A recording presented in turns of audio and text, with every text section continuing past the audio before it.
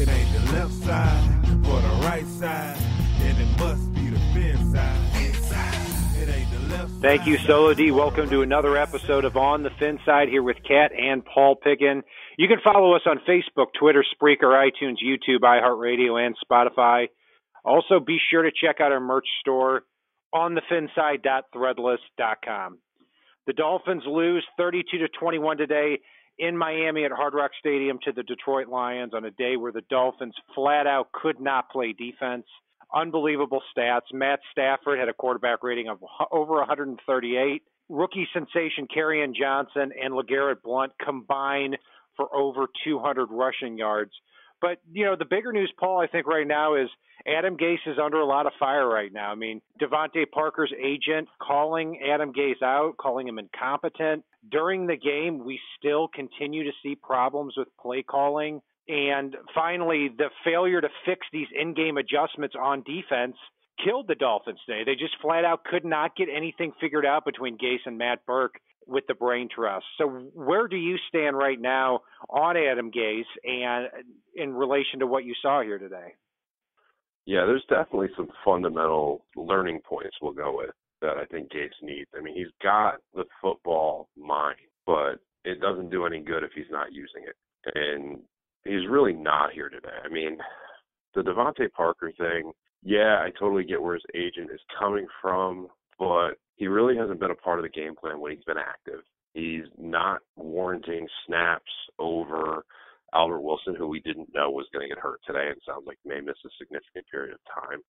He's not earned snaps over Jakeem Grant at this point, Kenny Stills, Danny Amendola. I really like that they actually split Gesicki out wide for a play today, and suddenly he was a force for a play, and then they stopped doing that.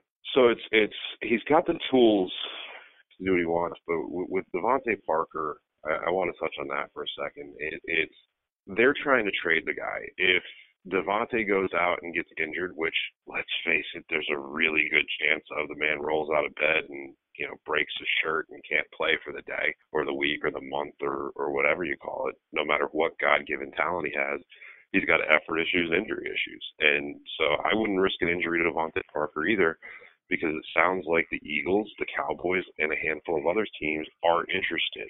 And Miami's looking for at least a third-round pick in return. So you can't really do that with an injured player.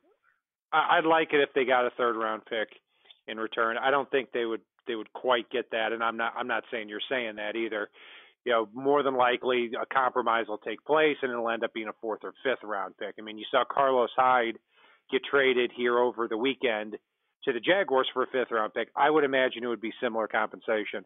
I would still – I said before I would be unwilling to give that, but I think when you see all the turmoil, you're going to start to see those wheels start to turn. You know, I didn't have a big problem with how the Dolphins played on offense today, even though they scored 21 points. I mean, when you look at it at quarterback, Brock Osweiler, 22 for 31, 239 yards, 2 touchdowns. A lot of those coming late. I still have a problem with Adam Gase's willingness to use Frank Gore so much more than Drake, not wanting to get creative and going 5 wide for some reason when the Dolphins continue to split or they're running the ball well, and then they just tell the other team, hey, we're not going to run the ball, and we're going to go 5 wide to tell you we're not running the ball to start it out. That happened several times here today. It's happened several times over the last few weeks. But the real story here, Paul, is the defense. I mean, what can you say here? I mean, 32 points were allowed, and man, oh man, it should have been more. I mean, keep in mind that a lot of those were field goals. I mean, just a terrible defensive performance by the Dolphins today. It was, and you saw a lot of plays where the defense seemed confused. I mean, you look at that first drive, and Jerome Baker and Rake McMillan ran to the exact same spot out in the flat. I don't know whose responsibility it was to go deep on that one, but it sure as hell, if yeah, it sure as hell wasn't what the scheme called for. They let the tight end find a really big hole in the zone defense and get a score there. But there was a lot of confusion on defense from what I saw today, and it was sad to see. And the pass rush up front was non-existent, whether it was up the middle, whether it was off the edge. I wasn't enamored with the play of most folks along the defensive line today, although that Andre Branch sack was a thing of beauty. Yeah, I wasn't exactly thrilled. It's hard to play this type of defense when you don't have a pass rush. And over the last 6 quarters, the Miami Dolphins have allowed 59 points to the Bears in the last 2 quarters and to the Lions. This pass rush is non-existent at this point. And that goes for Cameron Wake, who's still fighting an injury. And Andre Branch isn't healthy either. So not a very good showing here for the Dolphins today. Let's get to the grades, Paul. Offensively, Brock Osweiler, again, 22 for 31, 239 yards, 2 touchdowns. My biggest complaint is he didn't have the ball in his hands enough because the defense was on the field a lot, could not get off the field a lot of times on third down. But those 2 touchdowns were fantastic. I mean, that touchdown to Kenny Stills that made it 10-7 was a great throw and a great catch there. And that touchdown to Danny Amendola late in the game where he rolls out, chucks it downfield, Amendola comes down with it. Suddenly, even though it feels like the Dolphins have gotten dominated in the game, it's a 29-21 game, and they're needing a defensive stop to try to go back and tie the game, which we'll get to a little bit later. But I have no problem with what Brock Osweiler did today, a quarterback rating of 114.5. I'm going to give him at least a B+ here. Yeah, I'm rating that B+ territory, but it's a low B+ for me. I mean, you know, while we saw Brock excel in the 10 yards or less range last week, it seemed like it was 5 yards or less this week, and I don't think that was all play calling. I think a lot of that is just that's where he works. Anything beyond that, I mean, he could have had a good touchdown to Kenny Stills early, but instead he underthrew him. There was another one that he underthrew, and it wasn't a ridiculously deep ball where he's chucking it up. So he really does throw a bad ball. There's no 2 ways around it. I mean, he got the job done okayly today, but I really wasn't as enamored as most were with Osweiler in this one. I thought he performed a lot better last week. Well, I'm going to give you a B because I don't know what the hell a low side of a B+ is. And secondly, you also said okayly. I mean, I'm just pissed off right now. Yeah, me too. I don't want that sidearm Sasquatch throwing for my team next year. Let's put it that way. Look, he does throw a terrible ball. He looks like he's heaving bricks off a roof. Can we call him the sidearm Sasquatch from now on? Because I'd really like to do that. I wouldn't mind that. I think that's a pretty good name. We're going to have to sleep on that one. I like how he performed here. I don't like him overall as a future player, but last 2 games, he has a quarterback rating of over 100 with the Dolphins, and the offense has put up 59 points in the last 2 games. So I'm fine with Brock Osweiler for now, but that doesn't mean I wouldn't want to start Ryan Tannehill if he was right here, because we still have to see what we have with Tannehill. I know where it's going to end with Osweiler. Moving along to the running back position, Paul, Kenyon Drake, 5 carries, 73 yards. So the guy averages 14 yards a rush and does not get the ball more often. I mean, got to get away from that guy. Yeah, they did. And Frank Gore, 10 carries, 29 yards. And I love Frank Gore. Not a lot of room inside, and maybe there wouldn't have been a lot for Drake either. A great 54-yard touchdown by Drake that brought the game to 20-14. I don't have much of a problem with what these running backs did, too. I'm going to give them a B. I'd actually give the running backs an A-. I mean, we had that long rip from Drake. Gore, he was Frank Gore again today. It's just the game plan got a little bit away from the running game, except in some stupid moments at times. But that goes back to play calling. As far as they performed, I'm good with giving these guys an A-. Interesting. 10 carries for 29 yards from the lead running back. I'm surprised that you gave him an A- on there. But Drake did have 5 carries, 73 yards. So more than made up for it. I'm going to throw it back to you for the receivers, Paul. God, I thought the receivers did well in this one. I mean, they found a role for Mike Gesicki, even if it was only for 1 play. Albert Wilson, I liked what I saw from him before he went down. Jakeem Grant when he got a chance. Danny Amendola continued to be the favorite target of Brock Osweiler, and Kenny Stills reemerged in this game. So I can't knock the wide receivers. I can give these guys a B+ here. Yeah, and we talked about Gesicki too. 3 catches, 44 yards. He did have his longest as a pro on that 3rd and 1. So, yeah, I'm perfectly fine with that. Albert Wilson did leave the game early. We're going to figure out what it was this week. As soon as I saw it, I was like, oh, my gosh, the guy snapped his Achilles. That's just a guess. And then my friend texted me and said, no, I think he hyperextended his knee. So we don't know. We just know right now he could be out a while. He could be available for Thursday, but that's not looking promising right now. Kenny Stills caught another touchdown. Danny Amendola, 6 catches, 84 yards. It seems like he and Osweiler really do have something going there, because the last 2 weeks, Amendola's caught a lot of passes. So I don't have a big problem with what they did. Jakeem Grant, too, a great catch at the end of the game, too. Should have given the Dolphins a little bit of a prayer here toward the end.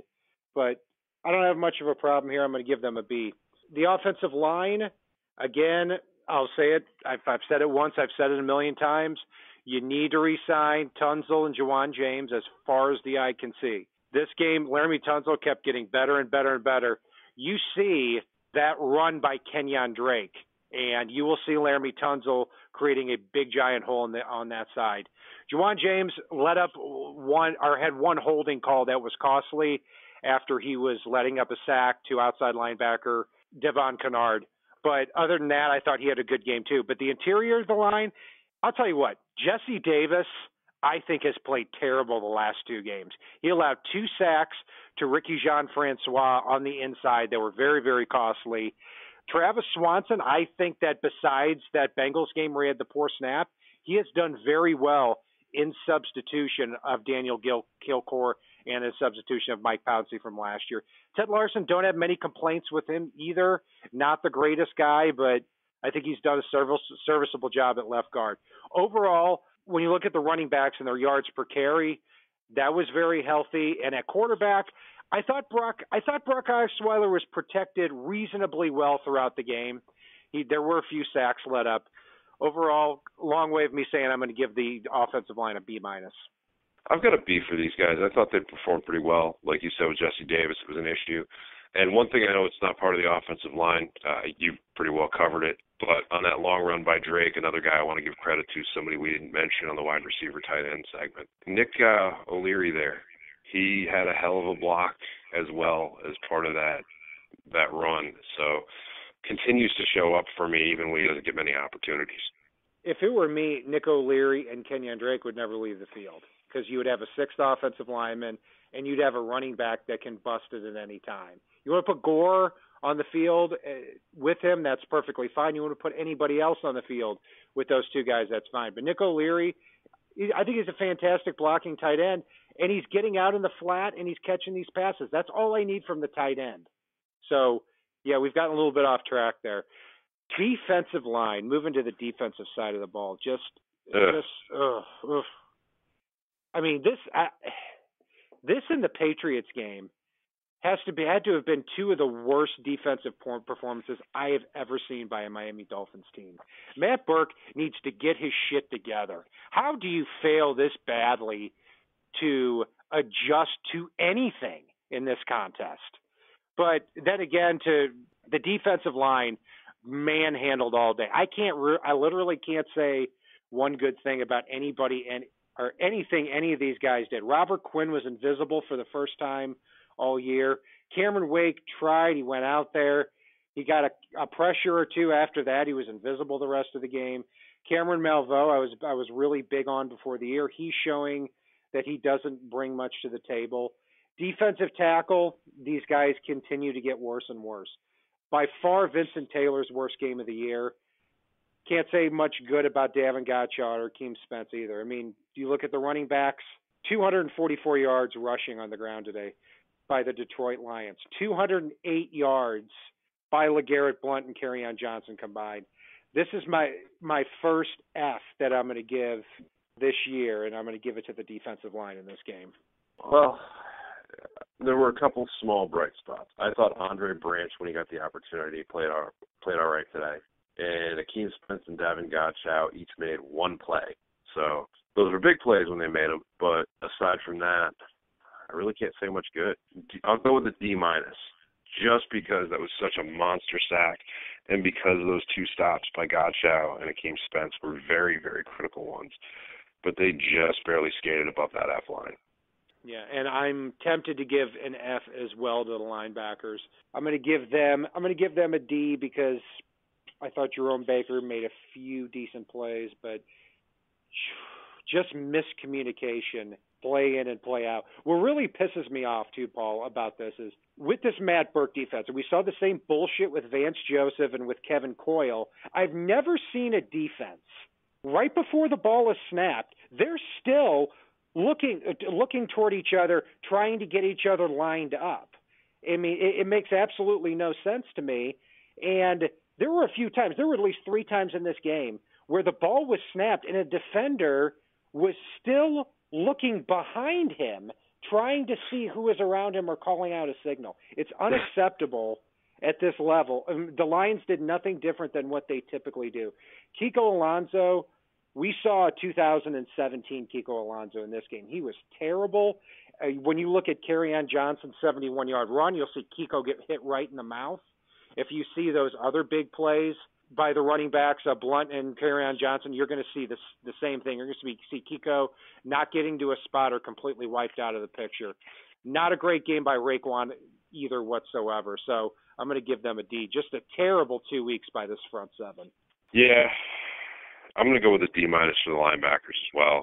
I mean, there was a couple bright spots. Jerome Baker made a few plays, even though he had a few mistakes in this one. Rake was a little bit off, and Kiko's best thing was the fact that he wore a jersey that showed some tasteful side boob, I guess we'll go with. Well, I don't know what the hell's up with that, but outside of that, I mean, there was a lot of bad angles, a lot of miscommunication, a lot of bad coverage, and you know what? Screw it. They're getting my first F.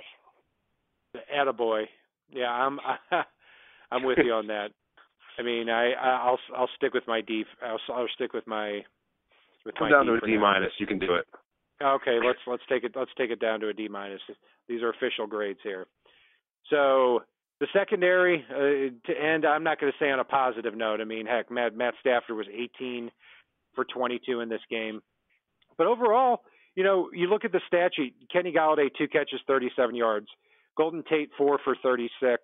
Marvin Jones 3 for 29. That's a hell of a receiving trio right there.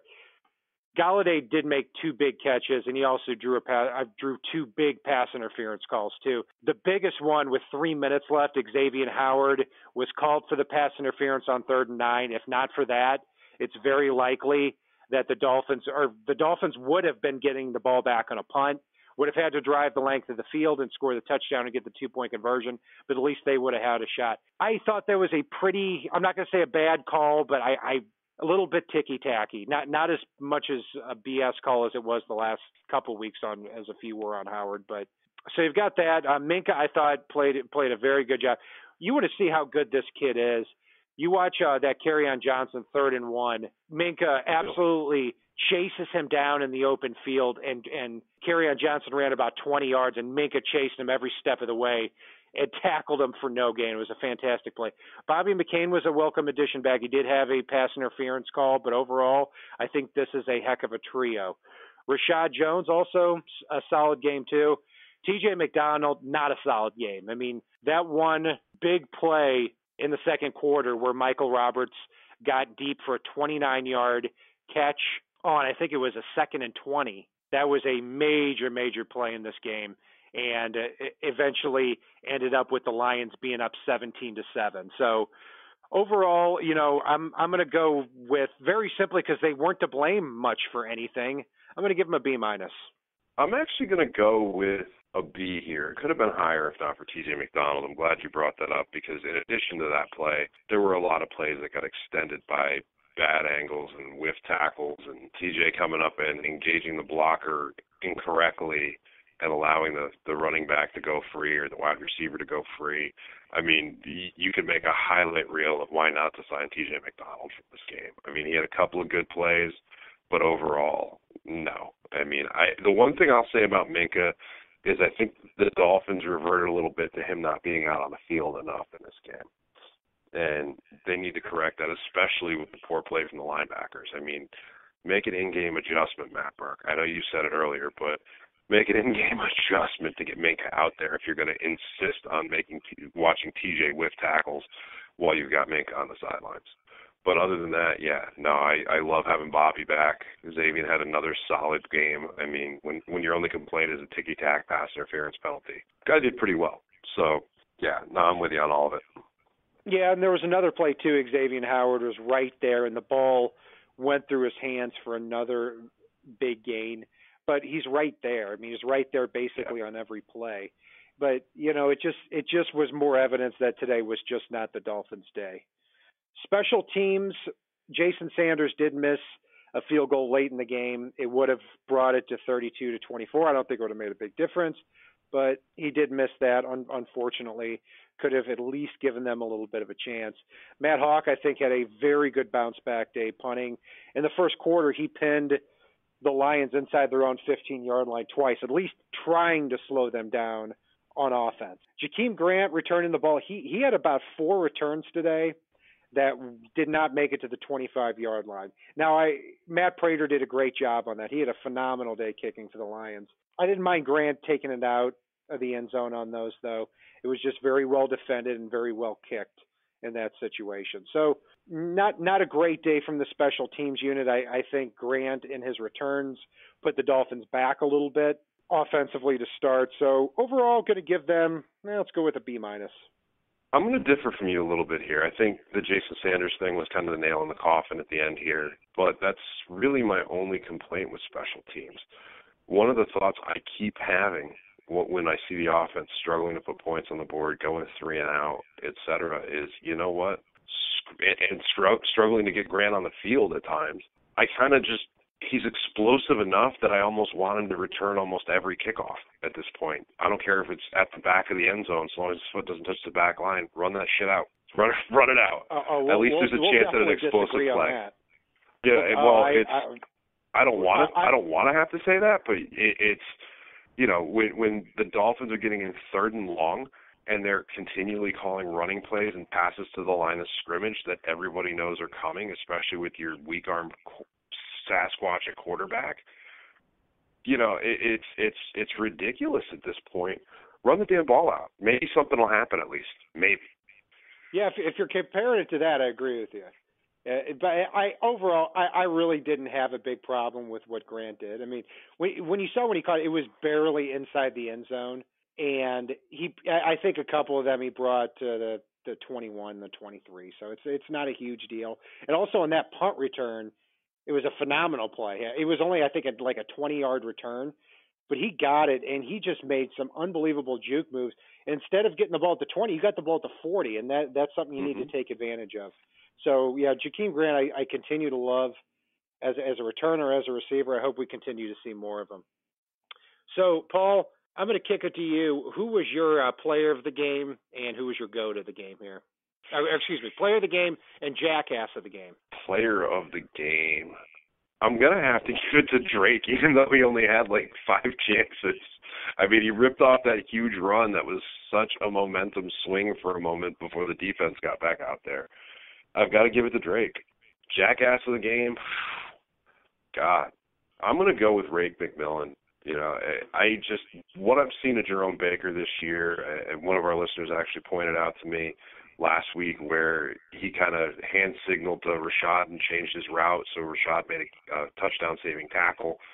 I feel like Jerome Baker knows where he's supposed to be, even if he doesn't quite get there at times. And I felt like he was the one of the two that probably was in the right and made an adjustment to try to get where Rake McMillan was supposed to be. I got to go with Rake, even though TJ's a close second for me. Yeah, my player of the game is going to be Laramie Tunsil. I think this guy continues just to get better and better and better. I mean, he didn't have a big pass rush in this game. Ziggy Ansah was not playing here. But you look at that 54-yard run by Drake, you'll see Tunsil absolutely take the linebacker and just push him back and create that hole. He just keeps getting better and better. My jackass of the game has got to be Kiko Alonso. I mean, I would have proudly given him this award had we had it last year throughout every week, and he probably would have got it 4 or 5 times. He's definitely going to get it here. I mean, that's if you watch any big play by Blunt or Kerryon Johnson, you're going to see Kiko Alonso get absolutely wiped out of the picture.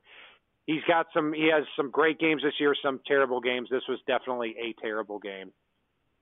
Paul, looking at the rest of the schedule here, here's one thing. I said before this game that the Dolphins they're 4-2, and they've got to win 2 of the next 3 games. And I said at the time, they've got the Lions, they've got the Jets, and they've got the Texans. They have the Texans here this upcoming week. To me, they have to win these next 2 games if we're going to talk about the postseason. When you look at the rest of the AFC and who we're going to be competing with likely for the wild cards, if the Dolphins are lucky enough to win that many games, you're talking about teams like the Chargers and the Bengals and the Ravens and the Steelers that they're going to have to be competing with. And I don't see all these teams winning fewer than 10 games. So the Dolphins have to win these next 2 as far as I'm concerned. Get to 6-3, get to that bye week, and then maybe we can start talking about a little bit of a late season run. But right now, I don't see a whole heck of a lot of talent on this team because of so many injuries and because offensively they don't have their quarterback.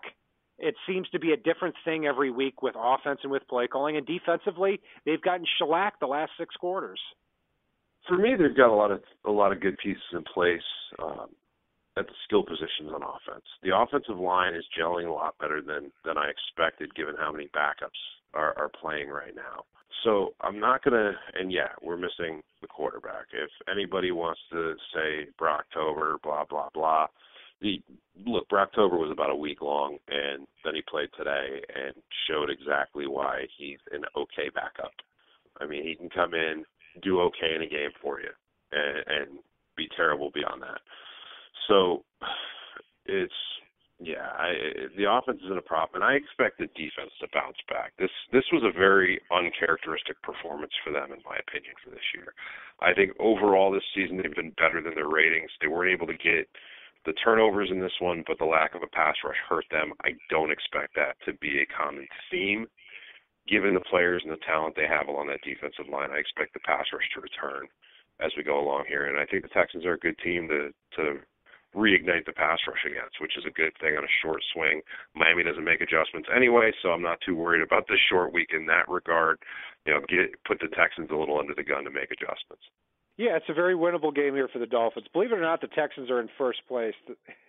I think they've won 4 in a row, but it's been the most ugly winning streak, first place that I've ever seen before. So a winnable game for the Dolphins, and some of those strange things start to happen on Thursday. Let's hope the Dolphins have better luck on Thursday than they did last year when they got trounced by the Baltimore Ravens. That will do it for our breakdown of the Miami Dolphins loss 32-21 to the Detroit Lions. You can follow Paul and I on Facebook, Twitter, Spreaker, iTunes, YouTube, iHeartRadio, and Spotify. Also, be sure to check us out on our merchandise store, too, on-the-finside.threadless.com. If it's not on the right side and it is not on the left side, it is on the fin side. Solo D, take us home. It ain't the left side or the right side, and it must be the fin side. It ain't the left side or the right side, and it must be the fin side. Listen, Dolphins fans across the land all tuning in to see what Brian Cat